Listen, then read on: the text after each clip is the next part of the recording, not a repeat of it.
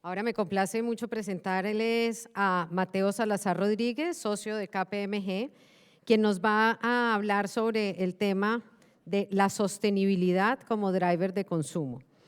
Mateo cuenta con más de 15 años de experiencia asesorando a empresas en materia de sostenibilidad y criterios de ESG, ambientales, sociales y gobernanza, y su trayectoria incluye una amplia experiencia en sectores como el farmacéutico, retail, agrícola y financiero, donde ha destacado en la identificación de oportunidades que surgen de la transformación sostenible. Bienvenido, Mateo.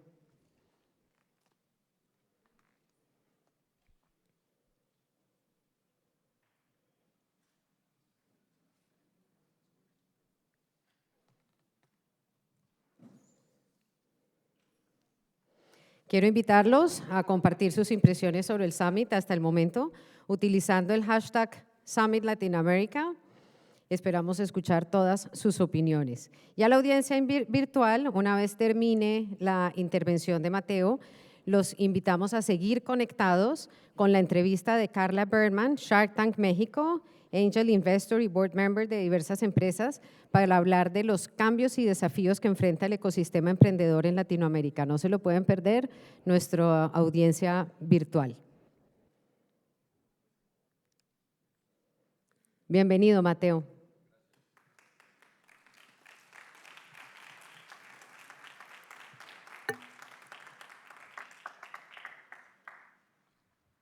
Genial. ¿Me escuchan? Excelente. Muchas gracias a todos. Gracias. A ver si. Pues ya está la presentación. Bienvenidos. Mi nombre es Mateo Salazar y vengo a hablarles sobre la sostenibilidad como driver de consumo. Antes de entrar en materia, quiero hacer tres notas principales para que todos estemos en la misma página. Lo primero, ¿qué es la sostenibilidad? Quiero explicar un poco a qué me refiero, porque voy a estar hablando de sostenibilidad a lo largo de la presentación y quiero que todos entendamos a lo que me refiero. Y es simplemente un concepto que nos ayuda a pensar en el largo plazo. Nosotros todos en nuestras empresas estamos acostumbrados a pensar en las ventas y a pensar en nuestras ganancias, y lo hacemos, y hacemos seguimiento de esos dos KPIs de manera mensual, trimestral, anual.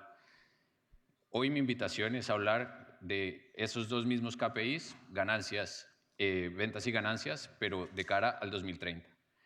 Y una cosa interesante, volviendo a lo que decía John, es que los grandes drivers de esos dos KPIs, de nuestras ventas y nuestras ganancias de cara al 2030, se pueden resumir en temas ambientales y en temas sociales y en temas de gobernanza, el famoso ESG. Hay cierto consenso que dice que de cara al 2030 pues va a haber escasez de agua, van a haber cambios en las mareas, van a haber cambios en varios temas ambientales que son muy relevantes para las empresas. Temas sociales, de desigualdad, de derechos de los trabajadores, y temas de gobernanza. Dentro de las empresas también es importante el tema del género, entre otros. Pero simplemente esos son algunos de los ejemplos que son más materiales, pero la sostenibilidad y lo que les vengo a hablar hoy es de cara al 2030, que es lo más importante. Lo segundo que les quería comentar es que esto es un tema del consumidor sostenible, es una criatura muy nueva, muy nueva. Esto hace 10 años o 15 años, cuando comencé mi carrera profesional, mi primer trabajo fue en la estrategia, como asesor de la estrategia colombiana de desarrollo bajo en carbono. En esa época, me acuerdo cuando llamé a mi papá y le dije: papá, me dieron un trabajo en la estrategia colombiana de desarrollo bajo en carbono. Me dice: ¿y qué es eso? O sea, realmente ni siquiera sabíamos a qué nos referíamos con estos temas. Y éramos realmente 4 hippies ahí tratando de meter esto en el mainstream de las empresas. Entonces, y pues muchísimo menos pensábamos que fuera a ser un driver de consumo, de decisiones de consumo. Entonces, realmente esto es algo muy, muy, muy reciente.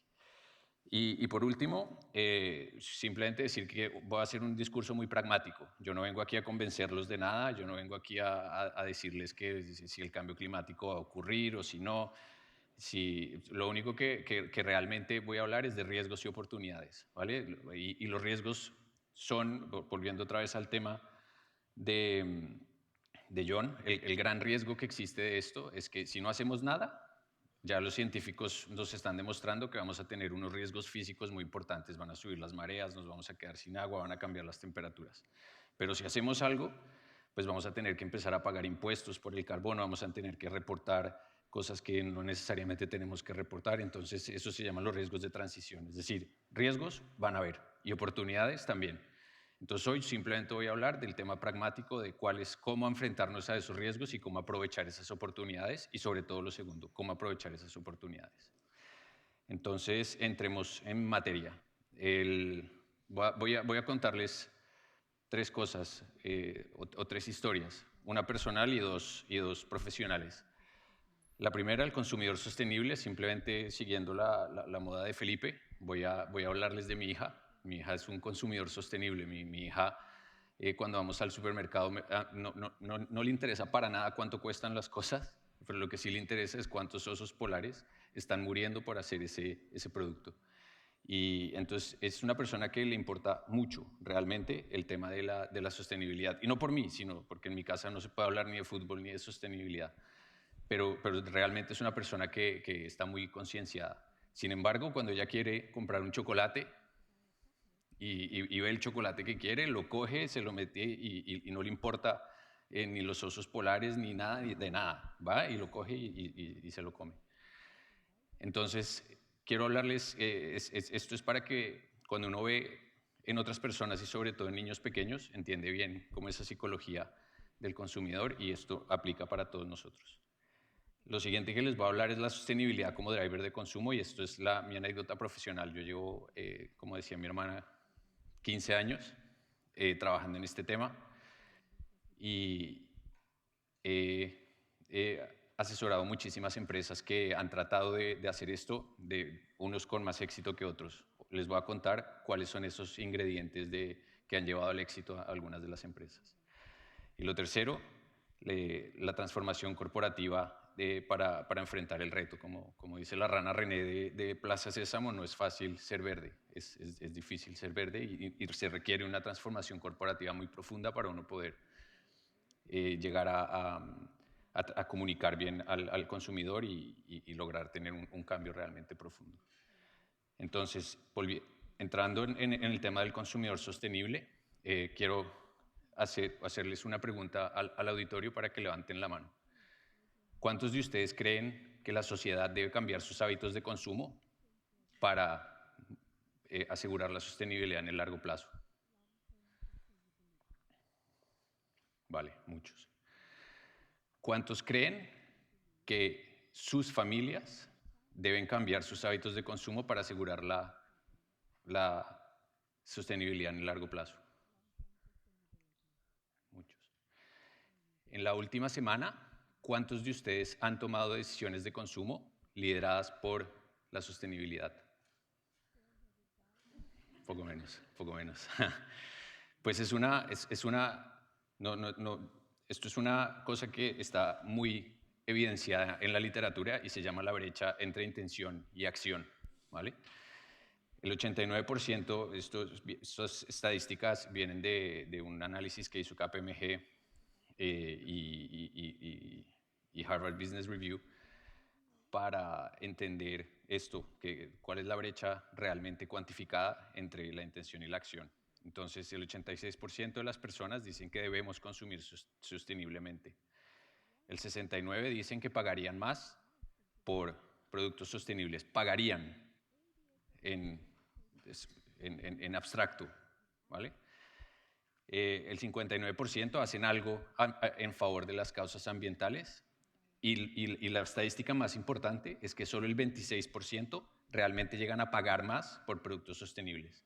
Es decir, las tres primeras cosas, fuimos y le preguntamos a la gente y en la última, en el 26%, realmente miramos los recibos de un programa de fidelización de una empresa, de una gran empresa, y empezamos a ver realmente cuánto la gente estaba pagando. Entonces, esa brecha entre el 86% de la gente que quiere hacer cosas y el 26% que realmente las hace es donde yo creo que hay una oportunidad muy grande para el sector retail y de gran consumo, porque ahí es donde nosotros podemos adaptar nuestro portafolio y adaptar nuestras estrategias de comunicación para cerrar esa brecha, porque a la gente le importa, la gente está interesada, lo único es que no lo está haciendo. ¿Y por qué no lo está haciendo? Ya les voy a mostrar en un momento. Una cosa que quiero mostrar es que esto no es, yo soy socio de KPMG en Barcelona. Y no quiero que piensen que esto son estadísticas de los consumidores europeos, que es gente que está más concienciada. No, esto es un tema totalmente internacional y cross-regional. Entonces, esta gráfica muestra cómo la brecha es similar en las diferentes regiones, incluida América Latina, ¿vale? Entonces, aquí lo que estamos viendo son las 3 regiones: Américas, Europa y Asia-Pacífico. ¿Vale? Y entonces cada uno de los diferentes grupos de barras es un grupo de productos. Entonces comenzamos por las empresas de gas, electricidad y agua, después seguimos por los supermercados, los bancos, etc. Entonces, ¿qué es lo que significa ese 26% que estamos viendo allá?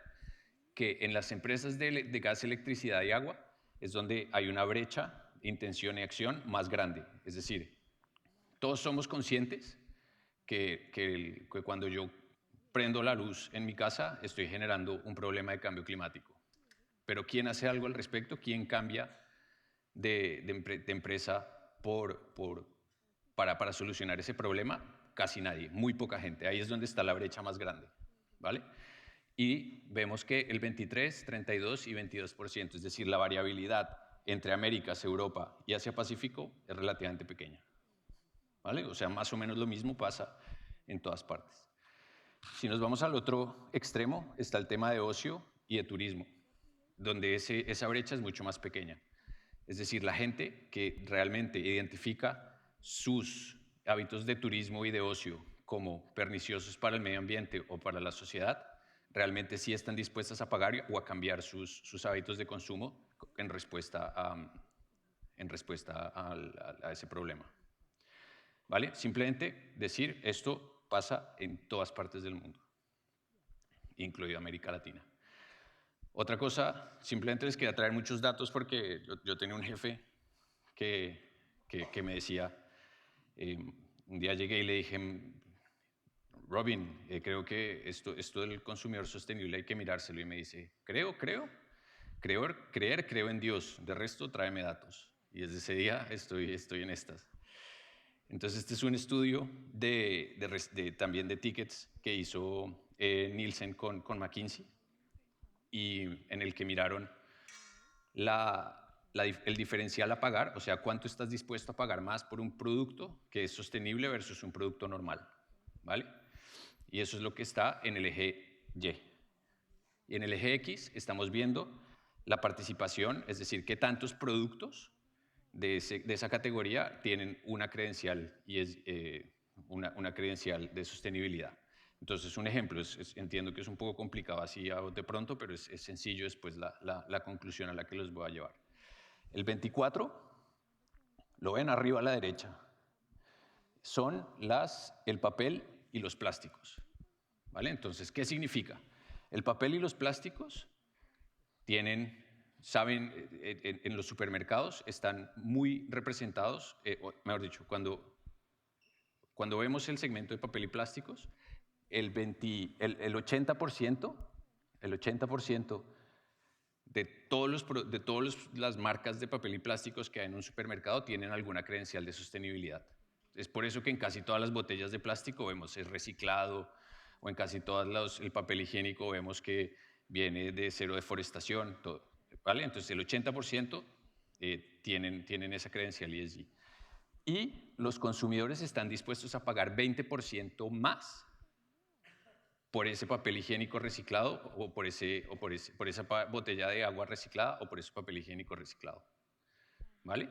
Si nos vamos al otro extremo, es decir, el 32 o el 23 mismo, aquí abajo, vemos que es cerveza, sidra y bebidas de maltas saborizadas. Vemos que más o menos la mitad de las cervezas que hay en un supermercado dicen algo respecto a la sostenibilidad. Es orgánico, es yo qué sé. Pero lo que estamos viendo es que el efecto es negativo, es decir, la gente está dispuesta a pagar menos por una cerveza sostenible que por una cerveza normal. Hay mucha gente que quiere su cerveza de toda la vida, la cerveza sin gluten, yo qué sé, de que no genera deforestación, puede ser asquerosa, lo que sea.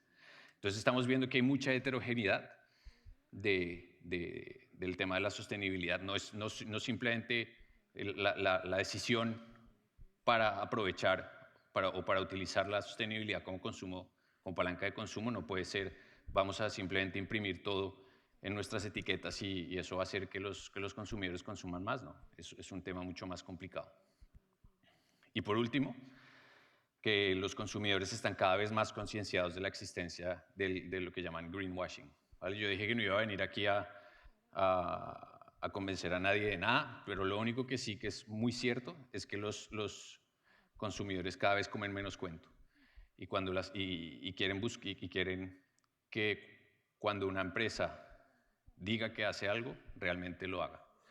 Y esto es un tema muy endémico, el tema del greenwashing. El otro día estaba hablando con una empresa española y me decía que ellos mandan primero fabricaban unas cajas en Europa y les empezó a salir muy caro producir esas cajas. Y esas cajas estaban certificadas por el Forest Stewardship Council, el FSC. Entonces dijeron, vamos en vez de producir estas cajas aquí en Europa, vamos a empezar a producirlas en China. Entonces le enviaron a los chinos las cajas y los chinos simplemente imprimieron exactamente lo mismo que había que estaba impreso en las cajas que estaban producidas en España. Y dijeron, esto también es FSC Certified. Y obviamente no era cierto porque la certificación de FSC lo que asegura es que los árboles que se están utilizando para hacer esa caja pues no estén generando deforestación. Y los chinos pues estaban utilizando cualquier bosque y estaban imprimiendo el sellito de FSC Certified. Entonces esas cosas hay que tener mucho cuidado porque la regulación y los consumidores ambos están mirando muy de cerca el tema del greenwashing. Hasta ahí con el tema de lo que sabemos del consumidor sostenible. Les dije que era poco, es poco, pero bueno, los mensajes son claros. El consumidor sostenible es muy sensible y escéptico al tema del greenwashing. El tema de la sostenibilidad puede jugar a favor o en contra, dependiendo del producto. Y en todas partes del mundo existe una brecha entre intención y acción que es una oportunidad para cerrar. Entonces, ¿cómo lo han hecho otras empresas? Eso, aquí viene el tema profesional. Siendo básicamente 3 cosas, ¿vale? Segmentación de clientes. Segundo, adaptación del portafolio. Y tercero, estrategias de comunicación. Básicamente, esas son las 3 grandes cosas que están haciendo casi todas las empresas de consumo masivo que se quieren posicionar en este mercado. La segmentación de los clientes pues tiene que ser un poco más sofisticada de lo que hablamos, ¿no? De a quién le importa el tema de la sostenibilidad, a quién. Entonces, una manera que KPMG hace es, que no digo que sea la mejor, es también, como pueden ver, me gustan mucho estos tipos de grafiquitos. En la parte, en el eje Y, vemos el valor, ¿vale? Entonces, ¿qué significa el valor? El valor que le doy yo al tema de la sostenibilidad, ¿vale? Mi hija María estaría muy arriba, ¿vale? Sería el número 5. Y después, la acción, es decir, ¿qué tanto llevo yo ese interés que tengo yo por la sostenibilidad a realmente la acción? Entonces, el consumidor ideal es lo que nosotros llamamos el consumidor activista, ¿vale? Que es un consumidor que le interesa mucho y que está dispuesto a reaccionar en consecuencia dentro del supermercado. Y vemos que eso es más o menos un 17% de la población total. En el otro lado de la escala está el 4, ¿vale? Que son los limitados por el precio, que ese sería mi mi pobre hija, aunque la pobre estaría arriba, pero muy limitada por el precio. Entonces, el 4 es el 9% de los encuestados. Es gente que no le interesa porque simplemente está muy limitado por el precio y cuando va al supermercado dice yo aquí lo que vengo es a comprar lo más barato y no me interesa mucho la credencial de sostenibilidad. ¿Vale? Entonces, esos son un segmento de clientes a los que es muy difícil llegar a influenciar. Y entre medio hay un universo de clientes moderados, pragmáticos, realistas, colectivistas, que cada una necesita una estrategia diferenciada. Cada uno de esos clientes necesita una estrategia diferenciada que ahora les voy a contar un poco cuál es. En la parte de adaptación al portafolio, es importante buscar satisfacer las necesidades de cada uno de estos segmentos de clientes que les estaba comentando. ¿Y cuál es cómo se hace eso? Pues buscando cuál es el gap de mercado, es decir, dónde está realmente la necesidad del cliente que no se está satisfaciendo y cuál es la importancia de esa necesidad. ¿Vale? Entonces, aquí, por ejemplo, estamos viendo lo que llamamos los green claims. Entonces, aquí lo que hay que ver es si la necesidad de mercado es por productos que tengan un impacto ambiental reducido o que tengan un embalaje de determinadas características o que sea un producto reciclable, pues entonces ahí uno va buscando dónde están esos productos que están llenando ese gap de mercado y viendo que y haciendo un análisis de que ese gap de mercado sea realmente importante para los consumidores de cada segmento. Y por último, las estrategias de comunicación, que también deben ser específicas para cada segmento de cliente y para la tipología de producto. Porque hay siendo muy rápidamente, hay tres tipos de productos sostenibles, ¿vale? Los que llamo independencia, que es productos que ofrecen una mayor sostenibilidad sin comprometer el rendimiento del producto. Los disonantes, que es soy más sostenible, pero tengo un menor rendimiento. O los resonantes, que son los buenos, los de mayor sostenibilidad y mayor rendimiento. ¿Vale? Obviamente todos nosotros, la lógica pambeliana nos dice que había un boxeador en Colombia que se llamaba Kid Pambelé, que decía que es mejor ser rico que ser pobre. Entonces, los resonancias es mejor ser innovador que no innovador, ¿vale? Es mejor tener productos que son sostenibles y que tienen un mayor rendimiento. Eso estamos todos de acuerdo y si yo fuera el consultor que vengo y les digo todo tiene que ser más sostenible y rendir mejor, pues sería un mal consultor. Entonces vamos a enfocarnos sobre todo en los de independencia y disonancia, ¿vale? Los de independencia son esos productos, repito, que son más sostenibles, pero tienen el mismo rendimiento, ¿vale? Entonces en esos productos podemos tener un mensaje tipo, podemos ayudarte a alcanzar tus objetivos de sostenibilidad más amplios, ¿vale? Sin tener que sacrificar tu rendimiento. El tema de la disonancia ya es un tema de estamos juntos en esto, pero necesitas sacrificar el rendimiento. Hay muchos ejemplos de este tipo de productos. Y aquí, sobre todo, para un segmento de clientes muy particular que son los activistas y los colectivistas, gente que realmente está muy dispuesta a pagar más por ellos. Y bueno, no mucho más. Soy consciente que soy la persona que está entre mi audiencia y su almuerzo, entonces voy a ser breve. Por último, la transformación corporativa para enfrentar el reto, ¿vale? Lo que les decía, esto no es fácil y los consumidores quieren muchas cosas, ¿vale? Aquí esto es como un iceberg. Arriba vemos lo que quieren los consumidores, que son no utilices plásticos, bienestar animal, material reciclado, ingredientes orgánicos. Pero debajo de ese iceberg está todo el tema a lo que nos tenemos. Aquí estamos hablando con retailers y empresas de gran consumo. Entonces tienen que mirar su cadena de valor y empezar a ver si se están descarbonizando, si realmente existen economías circulares, si hay el reporte no financiero, temas de biodiversidad. Entonces es una transformación muy profunda y muy compleja a la que se tienen que enfrentar las empresas para poder dar respuesta a los consumidores sostenibles.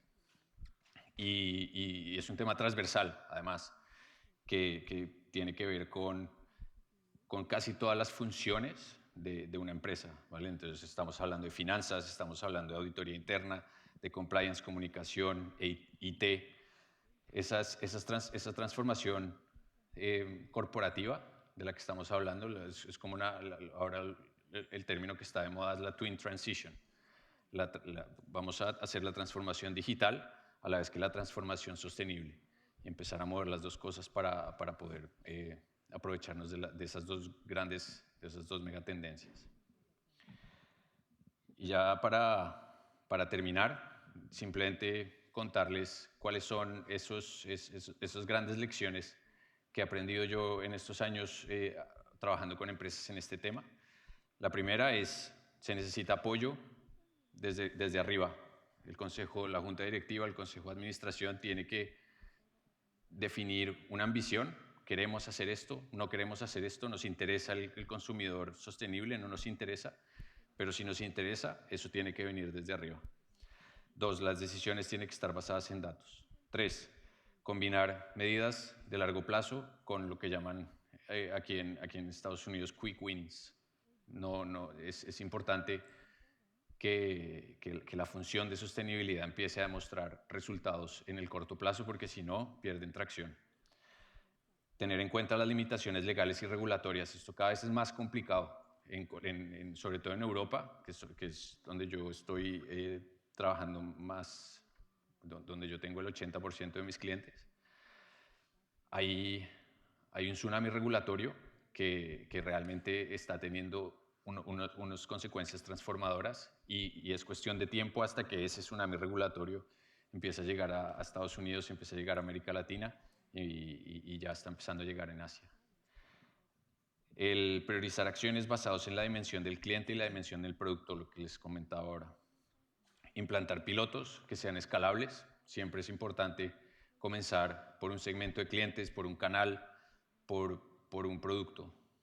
Comunicar avances y resultados, es un poco obvio, pero es muy importante desde el comienzo diseñar KPIs para poderles ir haciendo seguimiento e ir demostrando que esto tiene un valor. Y por último, tener en cuenta el impacto en el modelo operativo.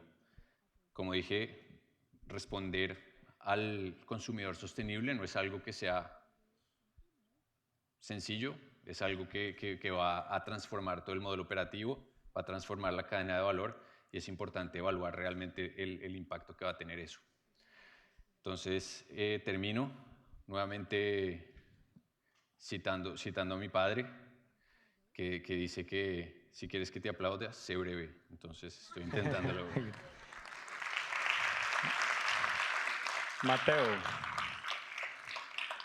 Mateo, te vamos a pedir 3 minutitos más en el escenario. Muchas gracias por toda la información que has sabido transmitirnos. Un saludo nuevamente a toda la audiencia virtual, más de 500 personas en toda Latinoamérica que están bien activas, bien interesadas y nos han enviado varias preguntas, de las cuales hemos seleccionado 2 para que puedas respondérnoslas en este momento. Desde México. A medida que Latinoamérica se desarrolla comercialmente, competitivamente, ¿seremos más o menos los consumidores sostenibles? Esa es una pregunta que hizo alguien muy inteligente, porque a priori suena sencilla y decir, a medida que nos desarrollamos vamos a ser más sostenibles, pero eso no es cierto, no necesariamente es cierto. Ayer lo comentábamos en la comida, que la gente más pobre es probablemente la gente más sostenible, la que va más al producto de cercanías, el que depende menos del packaging, el que se desplaza menos. Entonces yo creo que esa es una pregunta que hay que responder empíricamente, es decir, midiendo realmente cuáles son esos drivers que van a hacer ese desarrollo, qué impactos va a tener en el tema de la sostenibilidad, porque yo creo que pueden ir en ambas direcciones. Genial, muchas gracias. Perdón por una respuesta poco concreta, pero es que es un tema que no... Claro. Tenemos 2 preguntas más, una de la audiencia virtual y una presencial. Voy con la segunda virtual. ¿Qué empresas o marcas de retail son líderes en temas de sostenibilidad? Ojalá aplicado a Latinoamérica, si pudieras darnos un overview sería buenísimo.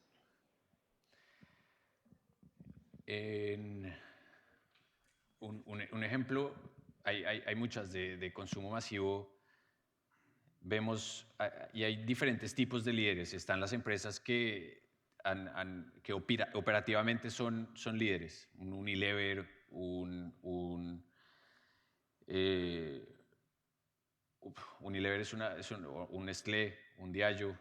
Operativamente han hecho todo lo que son best practice en todos los aspectos. Están midiendo su huella de carbono en aguas arriba y aguas abajo a lo largo de toda su cadena de valor, están midiendo sus impactos y dependencias de la naturaleza, están teniendo en cuenta los derechos humanos a lo largo de su cadena de valor. O sea, realmente están haciendo las cosas muy, muy bien. Hay otras empresas que han ido incluso más allá, que es a transformar su modelo de negocio. Y para mí esas son las realmente líderes. Por ejemplo, un Patagonia, que incluso los estatutos los han modificado para que parte de sus ganancias vayan a proyectos de restauración de la naturaleza. Entonces, hay, lo que te digo, las empresas líderes en temas operativos que su core business no se ha visto afectado, pero hacen las cosas muy bien, y hay otras que son incluso más líderes, que son aquellas que han transformado su core business para atender al consumidor sostenible. Hola, bueno, aquí desde Chile me mandaron una pregunta.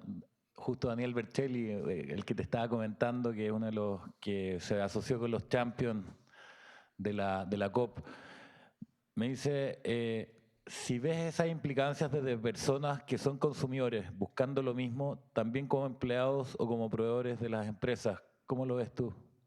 ¿Me repites?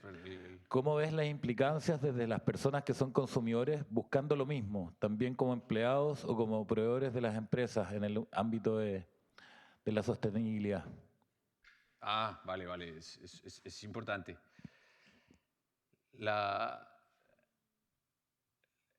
Para las empresas la sostenibilidad tiene dos impactos, es totalmente cierto, y hay muchos grupos de interés que las empresas tienen que tener en cuenta, sus grupos de interés internos y sus grupos de interés externos. Sus grupos de interés internos son sus empleados, sus inversionistas, sus directivos.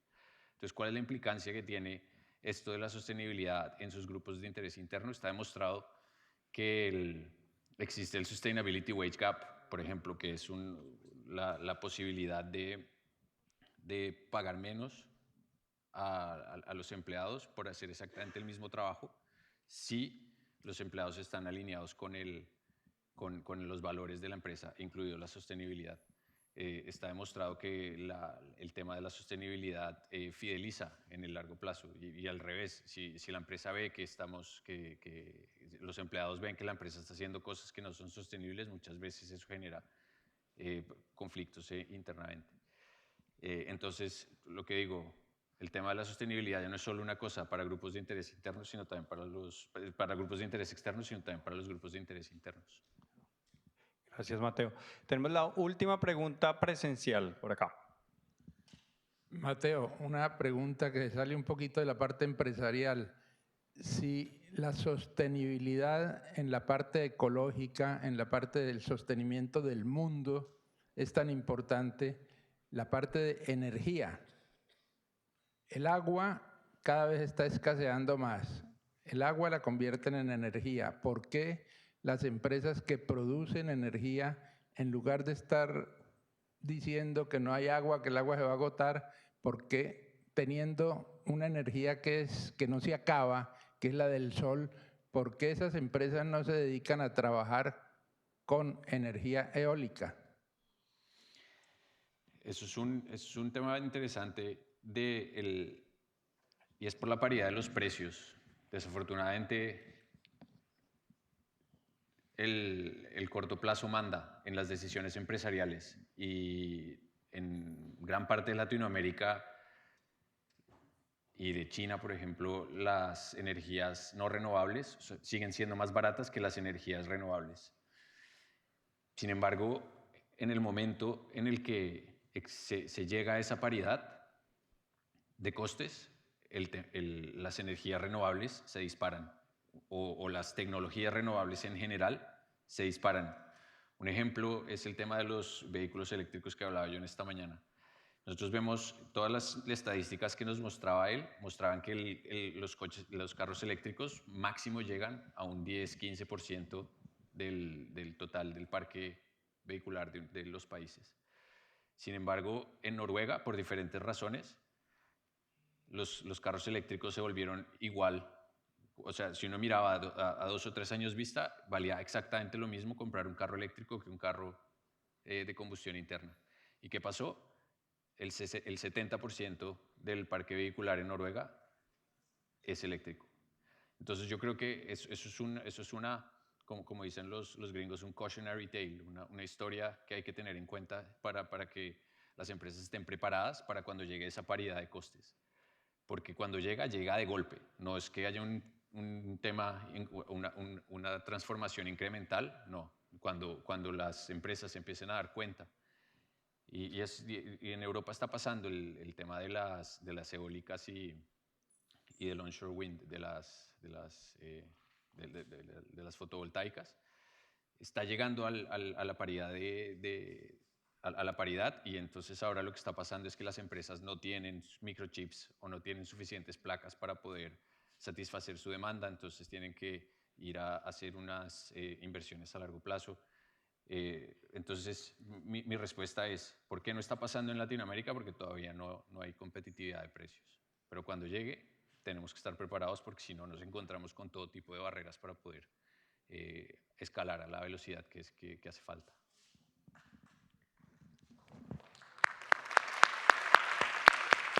Gracias por quedarse. Muchas gracias, Mateo. Chao.